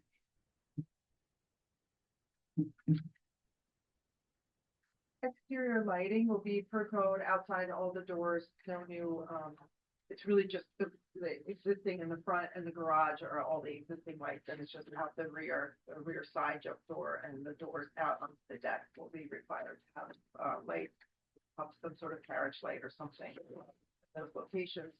The mechanical equipment, is on that side yard setback, those will remain where they are. If there's another unit that's added, it will just be there too. But if there's a location that the engineers feel they'd rather have it, obviously they'll be more than happy to take that into consideration. Landscaping, there's minimal impact to the landscaping, no trees to be removed. We are going out where there's an existing deck and patio and a little bit of grass. Maybe some shrubbery will be removed and reconfigured. But very minimal impact to the landscaping. Utility connections, we will discuss that with Warren and Ruth. I know it came up in the previous application as well. We will discuss with them addressing the utility connections. This is a newer, I think it was in the 80s, or maybe the 70s, 80s, when this road was developed. So we shouldn't be we will check it. And then as far as soil moving and plot plan approval, will conform with the requirements. And I think we're on, I will discuss it further with Mr. Breland. I think we're on that borderline of square footage. Because, we're adding 402. And some of it's over existing structure, but whatever the town requires will. And we'll take a look at it. Okay. So, one of the things we can be concerned about is, there's a square footage threshold, but if we end up changing roof lines and discharge locations and things like that. Okay. So I probably have a conversation. We'll have a follow-up conversation with you and make sure that we get you whatever you want. If we're required to put in, seepage bins or something like that, obviously we will do so to the benefit of and the neighborhood. So We'll add that as a condition. yes, you can have, yeah. And say the as-built plot thing. Yeah. No problem. Excellent, thank you. Went out to this property, I thought I was there before. Yeah. And then when I walked around, I wouldn't do it. And then, I realized that something It never got done. happened, Yeah. and you're back again. But, I mean, it's very similar in character and nature. There is some additional that requires a slightly larger, setback than previous application. I don't think it's any character in the neighborhood, with regard to I don't think it creates a problem. The one reason that we brought it as a comment in this particular case, I think the pool equipment maybe in a way has been relocated, so there's a requirement that when it does be relocated, it's got to be screened for the neighbors. Okay, it's not a problem really. But we didn't see anything that was significantly offensive or different from the previous application. So you agree with any relocation would have to be done, as you said, as a condition? Okay. All right. Michael, anything else? Thank you. Board? Nice. Congratulations. Yeah. Any comments? Frank, anything? Tyler? No comments. No, I'm good. Thank you. Thanks, everyone.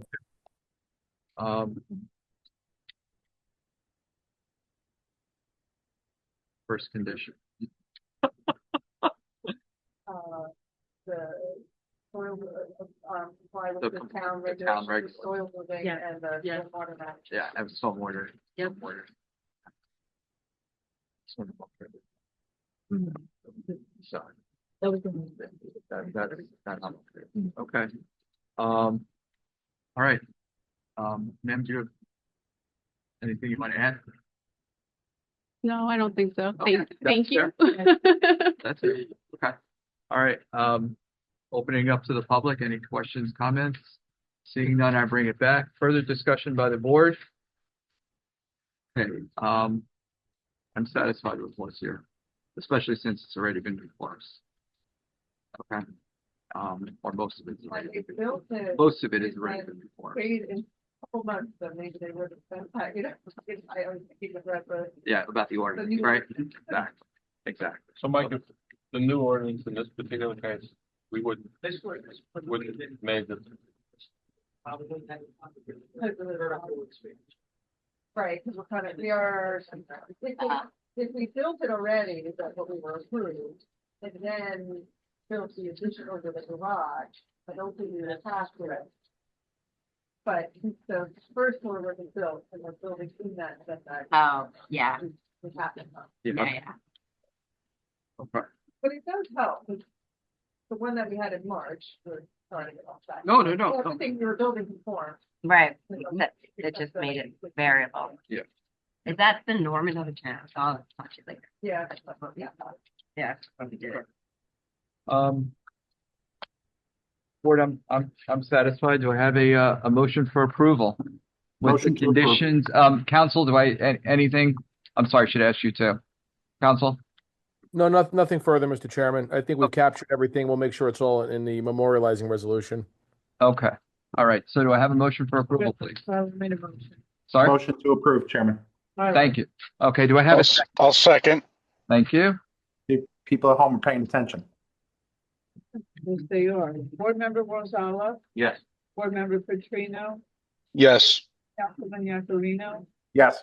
Board Member Dallo, yes. Chairman Sariko. Yes. Mayor Wilsinski. Yes. Board Member Butler, Yes. alternate Hunting. Yes. Okay. All right.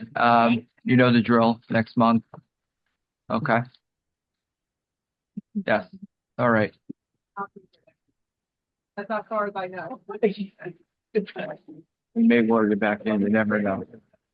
There you go. Thank you. Thank you. Thank you. Thank you. Good luck. Okay, any new business? Open to the public for comments. Being done, I bring it back. Mayor? There is some updates with fair share housing, but we probably could talk about those when Ed comes, when we have more people here at the board. Okay. Okay. That'll be that.